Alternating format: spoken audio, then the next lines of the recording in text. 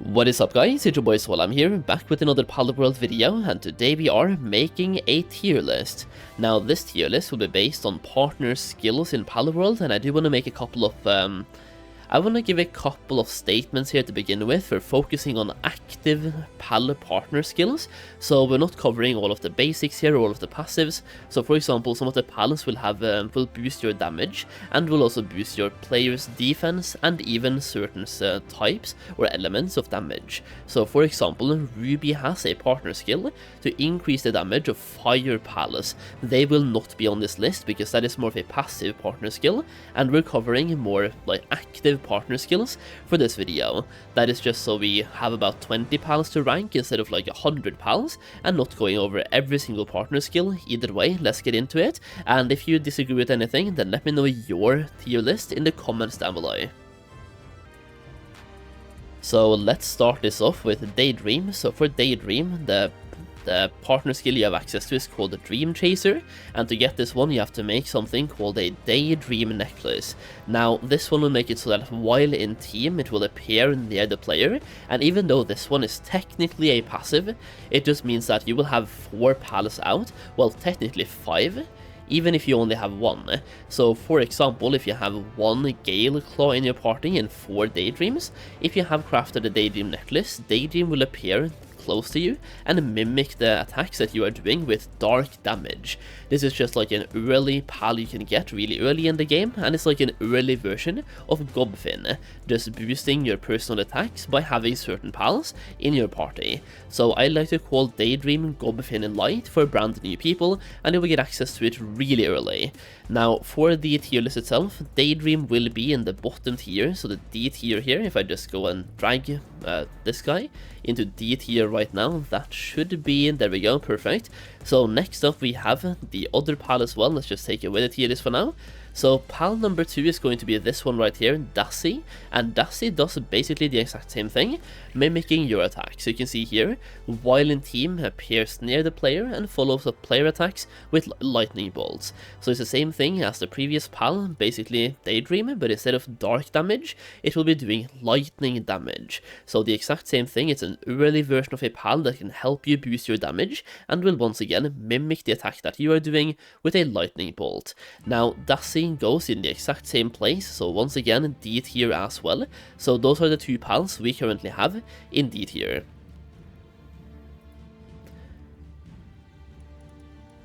Next up on the list, we also have this one right here, Kilari. While in team can be summoned and used instead of a glider, can float for long periods of time while gliding. It is just a very good early glider you can get in the game itself, and pal gliders are very overpowered by the way, for multiple reasons. They don't have any stamina attached to them, and you can like reapply the glider in the middle of the air by pressing spacebar, and when it comes to moving around, having a glider pal can literally move you around faster than many flying mounts if you use your glider pal correctly. So like if you just glide somewhere and you use a grappling hook and then glide, or glide into an object, you can keep gliding in an upwards trajectory and use the gliding mount as literally a flying mount and fly around really fast. Now Kilari, for me on my tier list, is going to go straight into the C tier. So going over to the tier list maker here, we have this one, and dragging Kilari into the C tier. Going back into the game, pal number 2 is going to be another gliding pal, and that is going to be Celer. So while in team can be summoned and used instead of a glider, allows you to move quickly for long periods of time while gliding with this pal. Celer is also going to go into the same tier, so once again C tier right here. So going back to the tier list here, we have Celer going right next to Kilari in the C tier. Next up on my pal list here, we have another one that is not a glider pal this time. It's Alion, and this is a pal that many people are used to having in their base. It's a very good base pal due to having very good handiwork, very good gathering, very good planting, and medicine making. Basically a very good all-around pal, plus level 5 planting. So Alion is a pal that many people choose to have in their base, but it's actually a very good pal to have in your party as well. It is arguably the best healer you can have in Palworld, and it's a grass pal. We don't really have that many grass pals. So Lylene can actually serve multiple purposes here, both being an attack pal, plus also healing you when needed. The partner skill Lylene has is called Harvest Goddess.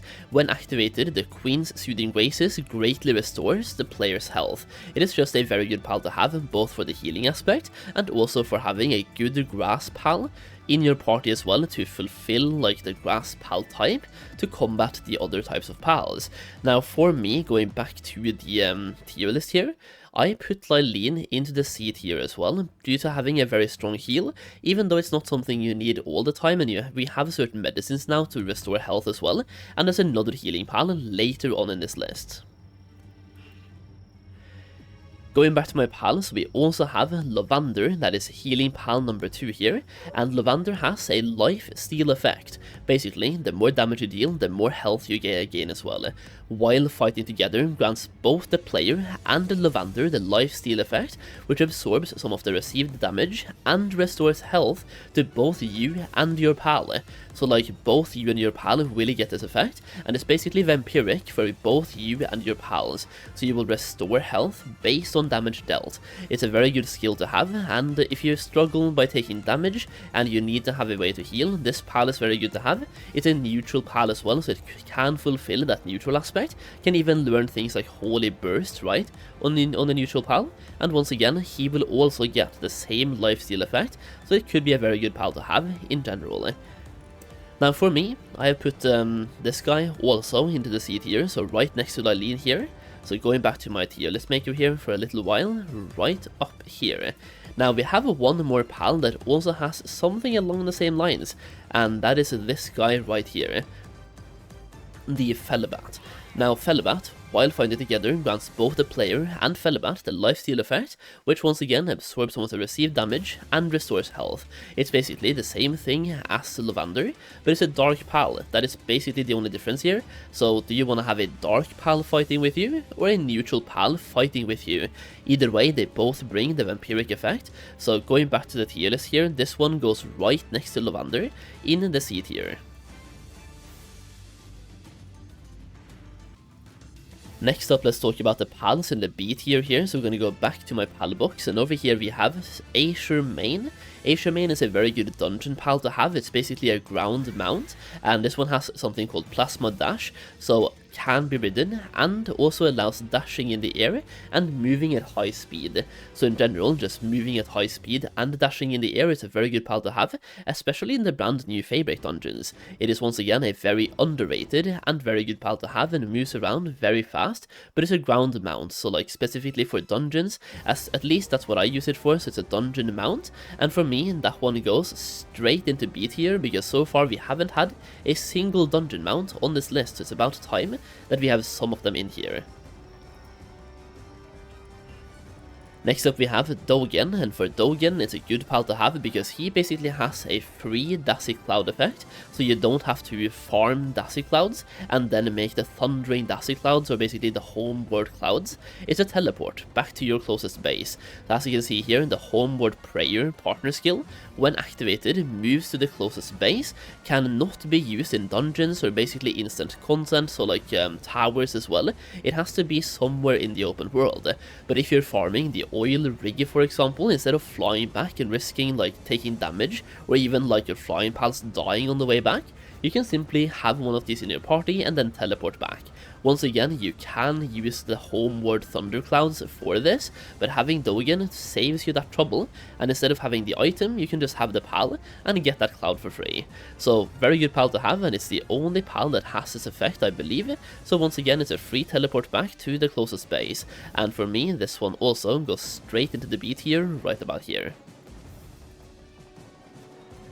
Next up we have Hangu and Hangu Crest. These are basically once again gliders, so while in team they can be summoned and used instead of a glider, and carries the player up high while gliding. It's once again just a very good glider to have, and they both do the exact same thing, so we're going to put them both into the exact same place here, and that is going to be the B tier. So once again, this guy goes straight up here, and this guy goes straight up here as well. Next up then, we have the A tier, and for the A tier we have 3 pals I believe, and that is going to be first of all Jet Dragon. Jet Dragon is a very good flying pal to have. It's the fastest flying pal in the game even now, after the Feybreak update, and it has a mounted attack type of thing, where you have the missile launcher on the Jet Dragon, so you can deal a lot of damage while flying on Jet Dragon as well. So for me, whenever I'm flying around, like, my Jet Dragon has decent amounts of attack. Like, we're only passive skilled out here for movement speed, but even the attack here is not bad. So literally flying around on Jet Dragon with some gob fins, I can deal very good damage to most pals. So for me, Jet Dragon is a very good pal to have, basically for flying though, but also doing damage while flying. It's still a good pal to have. So for me, Jet Dragon goes straight into the A tier, and could even be S tier, but we're not just talking about flying here, it is more about the overall, like, passive skills. So yeah, Jet Dragon, A tier right here, even though it's the best flying pal to have in the game. Next up we also have Ragna Hawk, and this guy basically because he can both be used as a flying mount and also applies fire damage to the player's attacks while mounted. That last part there is specifically relevant for the Feybreak update with the Bastigor fight, the Bastigor Tower, where he is ice, you will deal more damage with fire, so having a Ragna Hawk and being mounted on a Ragna Hawk with some gob fins boosting your attacks is a very good way to defeat the brand new Feybreak Tower. So having a fire pal like this is extremely relevant at the moment, and it's just a good pal to have overall as well. Now, don't worry about the passive skills here, I don't really talk about that in this video, but it's a very good pal to have for the partner skills, the Flame Wing. And remember that all of the partner skills can be upgraded by condensing your pals, so I only have level 1 here, but I do have a fully upgraded Ragna Hawk on my other save. So Ragna Hawk for me goes straight up into the A tier, right next to Jet Dragon, and once again, if it was only about flying, Jet Dragon would be S tier, and Ragna Hawk would probably be A or B tier, but Ragna Hawk also has the fiery enhancement to the attacks as well, which makes it very good. Now the last pal that we have in the A tier on my list is going to be this one right here, that is Gil Claw. Now Gil Claw could even be S tier, it's a very good glider pal to have, and based on my testing it is the best glider pal to have, so while in team can be summoned and used instead of a glider, and allows you to fire a gun while gliding with the pal, and based on the limited testing I've done, it's also the fastest glider pal, so if anyone has any contradicting info on that, then once again let me know in the comments, but I do believe it's the fastest gliding pal to have in Palworld at the moment. So this one, just very good pal to have. It's a gliding pal, also can fire a gun while gliding, because you only like hang on with one hand, then you can fire with the other one, and you can get access to Gil Claw very early in the game. So you can get a very good like A tier pal really early, like level 10, level 15, level 20 in Palworld. That's quite insane. So for me, this guy goes straight up into the A tier as well, and I guess I've kind of like chosen to do this in a weird way. Like for me, Gil Claw is ranked higher than Jet Dragon. I guess it should be like this. I don't know, whatever. And lastly we have the S tier, so here we first of all have the gob fins, and even though I said I wouldn't really have any passive partner skill pals in this video, gob fins is just way too good to not talk about. So first of all, when activated, attacks targeted enemy with a powerful aqua gun, and while in team increases the player's attack power. This is a very good pal to have for just about everything, whether you're just traveling around adventuring, or exploring the brand new Feybreak Island, doing dungeons, doing raids, doing the towers, you name it. Very good pal to have. Oil rig as well, I always carry gob fins with me, just to boost the damage of my regular attacks. Gob fins, very good, that deserves S tier for a reason. So once again, going back to the tier list here, gob fins are the first pal in the S tier list. Next up we have Smokey. This one is very relevant at the moment with the Feybreak update, and that is because he has a partner skill called Dig Dog Dig. This one you want to have at a high level, because the higher level you have, the more chromite you will get, and as you can see here, when activated, it uses a sharp sense of smell to detect nearby chromite, so it's basically a metal detector in a pal, and while fighting together, a large amount of chromite is obtained.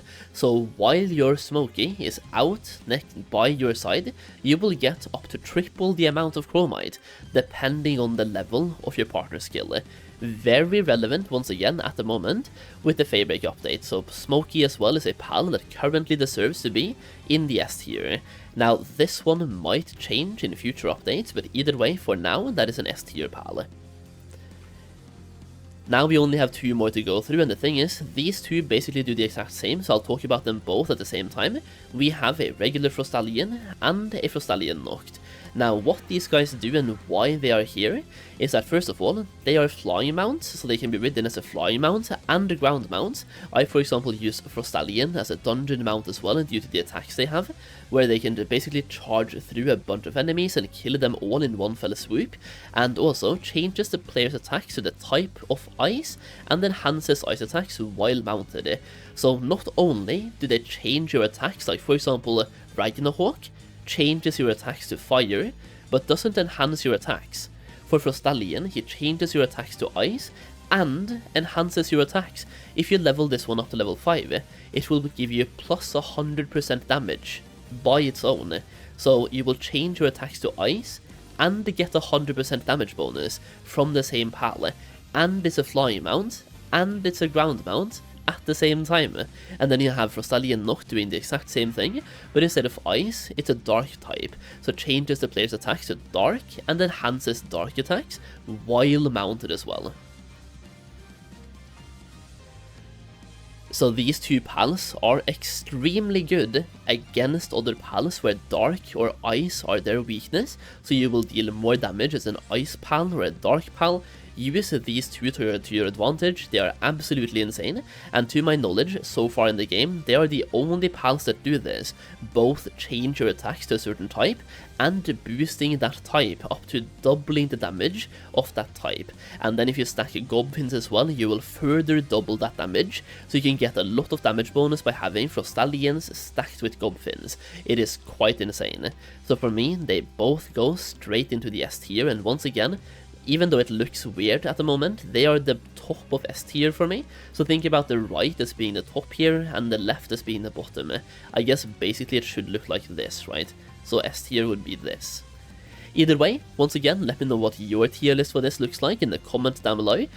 Did I miss any pals you feel like should be on the list? If so, then once again, let me know where they would be on the list. And yeah, that's it for now. If you enjoyed the video, leave a like down below and subscribe for more Palworld content. All of the engagements here really helps out, like, it helps out way more than you think. So once again, leaving a comment, leaving a like or subscribing really helps me out. So if you did enjoy the video, then consider doing that. Either way, thank you so much for watching. I really do appreciate it, and I'll see you again in the next video very soon.